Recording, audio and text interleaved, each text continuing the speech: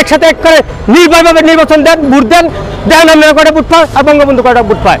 আমরা জননেত্রী শেখ হাসিনার দেশ থেকে তারাই দিচ্ছেন, এক করে কামাই লাইছেন। এই দেশে যোগ্য মূল্যদান তো কমাইতে পারলেন না, কমাইতেন জনগণের কল্যাণে কাজ করতেন, সমাজে কাজ করতেন, গরিবের ভিতরে তাকাইতেন, রিক্সাওয়ালার প্রতি তাকাইতেন, সাধারণ মানুষের প্রতি তাকাইতেন। কি তাকাইছেন আপনারা? যে খালি করতে আর বস্তা সুইস ব্যাংকে। আপনার কি মনে হয় ওনাকে কি তারাই দেওয়া হয়েছে না উনি পালিয়ে গেছে? না, উনি পলায় যায় নাই, না উনি পলায় যায় নাই। এই দেশে যদি পলায় যায় তাহলে দেশের জনগণের সামনে একটা ভাষণ দিতে হবে, 3 মাস আগের থেকে তার পদক্ষেপ নিতে হবে। এই দেশের জনগণকে কেন শুনছে ওনার ভাষণটা? আচ্ছা, আমাদের কথা হচ্ছে ছাত্ররা দেশ চালাইতে পারবে না, ছাত্রদের কথা এইভাবে হবে না। আগে সরকার যেভাবে আসে, আগে সরকারই আমাদের দরকার গরিবের জন্য। আমরা গরিবটা অনেক অভাবে আছি, না খাই মরতেছি। আমরা গরিব, আমরা যেভাবে খাইতে পারি, খাইয়া বাঁচতে পারি, আমাদের ভবিষ্যতের দরকার নাই। আমরা খাইয়া বাঁচতে পারি, আমার মা নাই, বাপ নাই, স্বামী নাই, সন্তান নাই, আমরা কি করে খাবো? আমি ভ্যান চালায় খাই, আমি মহিলা মানুষ, ভ্যান চালায় খাই, না আমার অবস্থা কি? আমি মনে করি ছাত্ররা যা করে সব মিলে ভুলই করে।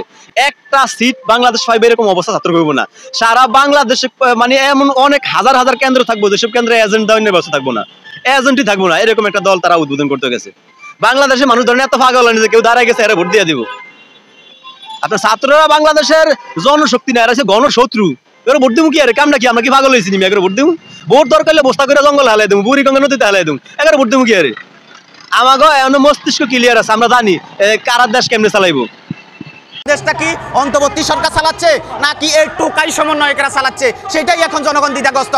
যে টোকাইরা বলে এক কথা, সমন্বয়ক নামক টোকাইরা বলে এক কথা, অন্তর্বর্তী সরকার বলে আরেক কথা। হ্যাঁ, এই যে এনপিসি বলা হয় যে নাগরিক কমিটি, তারা বলে এই দেশে ভোট দেওয়া হবে না, ভোট আরো ফলে তারা বলে আর কে? এই দেশে যেহেতু অন্তর্বর্তী সরকার বৈধ হোক আর অবৈধ হোক, একটা অন্তর্বর্তী সরকার আছে, তারাই সিদ্ধান্ত নিবে এই দেশে ভোট কখন হবে। কিন্তু নাহিদ ইসলাম বলে এই দেশে ভোট হবে না। আরে নাহিদ ইসলাম তুমি কে বলার? হ্যাঁ, এই দেশে 18 কোটি মানুষ, এই দেশের মালিক, এই দেশের জনগণ ঠিক করবে যে ভোট কখন হবে। এই দেশে অন্তর্বর্তী সরকার ঠিক করবে যে ভোট কখন হবে। তুমি বলার কে যে এই ভোট হবে, এই বছর হবে না অমুক বছর হবে?